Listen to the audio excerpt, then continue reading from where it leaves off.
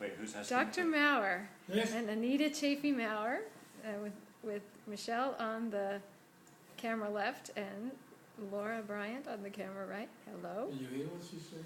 And it is now April 17th, 2010, and we are visiting the Mowers in their apartment over Balboa Park, and I've asked Dr. Mower to share a little bit of his story about his hometown. What did you do with that? You just tell about your hometown. Describe your hometown. Here, My hometown is called, in Italian, Saluzzo. By the French, Solus. And by someone else, whatever. It is a very old, ancient town. Not only for its medieval history, but for its pre-Roman history. When the Romans crossed my hometown with their armies to go to France and conquer France, the leader was Julius Caesar, who wrote later the famous book De Bello Gallico, about the war in France. And the Romans themselves studied the history of this tribe of Saluzii, and they found out they've been there thousands of years. One of them was mentioned 3,000 years before Christ. This town was already working. Can you imagine that? Oh, and this town is in the Alps, just inside the Italian border. Oh yeah. Very near France, Oh yeah. or Switzerland. The Italian France, right? border is nearby, and the part of Italy in the section is Piemonte, the region, Piedmont. Yes. Was Piemonte at the foot of the mountains. Piemonte. And that's the language. Eh? And the language is Piedmontese. Piemontese, yes. And that's what you speak. I used to speak, now I speak a little English. Will you say something in Piedmontese? Se het wel is bezoldit tot welke deur is. Want je zei dat het een capito manera quella regionale. See, we make fun of the Southerners who don't speak Italian here. Well, they speak their own way. For us, it's too easy to speak the language of a nearby country. Very, very practical for business, for travel. So, France, Switzerland, Austria, Yugoslavia on the other side. What did you tell us in Piedmontese? What? What's the translation of what you told us in Piedmontese? Okay. Andiamo ti parlo Piemontese.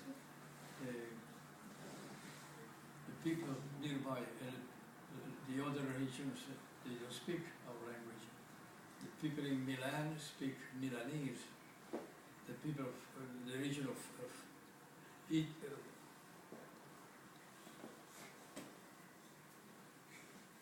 the region of Venezia, they speak Venetian language.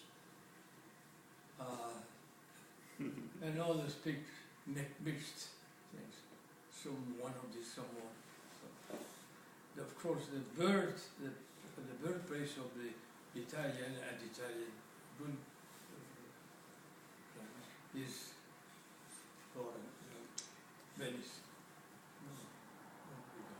Florence, Venice. Yeah. Florence is the birthplace of the Italian. And the father was Dante, the author of the Divine Comedy. And even if I'm a Piedmontese, I like, and she too likes Florence very much. Last time we were there for 1 month. Believe it or not, we found a place in a convent nun, because it was advertised. So we went, never again. It's not what we liked it. But we found a very good restaurant nearby. It's close by to everything, so. And in the morning we would leave early and go downtown, eat a little breakfast. breakfast and stay until night. So we walked and studied Florence very much. Mm. Now, you were born 3 days after your father died in a train accident Right?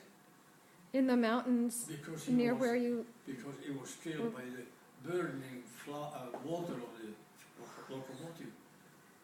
And you know, he was accompanied by an assistant. He was from Venice, and he had come to Piedmont to escape the war. That was the first war, and the Austrian troops were coming down into the Venetian region, and so they ran away went to Piedmont to escape the war. And you were born in September 1918? December the 14th. Oh, December 14th, 1918? And he died just before, a few days And he before. only weighed 2 pounds. Well, But we'll see how much he put on. much. I was very, and they put my, You put him in a, the body, and when they had to take off the body of little box. my father, my sisters went to the ceremony, and they said that when they opened marble division, an awful buried body came out. Smoke, like a smoked, After so many Body. times, after so many after years. so many years, yeah. It was My, very and my sad. poor mother did not know what to do, so she went to the hospital. And the city mayor, the mayor, put a guard at the door so that nobody, he said, nobody will tell her that her husband is dead. Let her have her son in peace. Hmm. Poor guy, she didn't know, he did not know the ability of women to pass notice. After 2 days, she knew everything. I bet. Are you sure that it was 2 pounds rather than 2 kilograms? I think, they always said 2 pounds. Oh. You were about 2 pounds, Otto. How did they describe how much you weighed? 2 kilograms, 2 kilos. 2 kilos, okay. Okay, Yes. that makes And- more sense. And then tell the story about how you went to school and how you met the Countess. And that's because of my first mother. My first mother is Giuseppina, born in the court of Maria Luisa. And then Camille Macedo Roche. When he was working on a villa, we started talking about her neighbors, his neighbors. Oh, there is Tavio, he's in 3rd grade, but he always wants to read and talk about things. And she said, told my mother, Josephine, I understand that your son likes to study, let us send him to a good school. And she was in charge of that. Was a school near Torino, in the town of Rivoli, in the castle of a former king of Samoa. It was a beautiful castle, but we were treated as soldiers.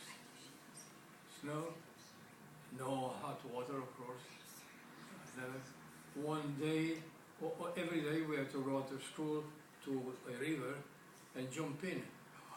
But the river came just from the Alps. It was awful. Mm. But that's right. And then once a year we have to go 20 miles on a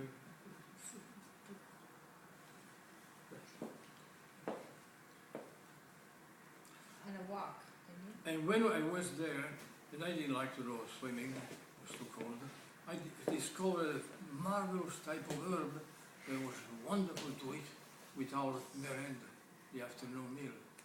Everybody, all the boys started trying and they loved it. So we got away from the bread and chocolate that they gave us, so we got bread and this herb. Up to this day, I don't know if I was corrupting a lot of people or what, but I liked it too. And it was a very good school. Once a year at least, I would take the train and go up to my hometown.